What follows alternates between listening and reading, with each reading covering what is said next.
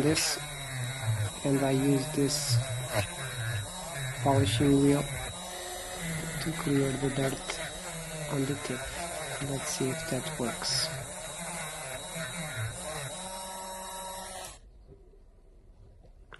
So I decided to do this in all of my tips.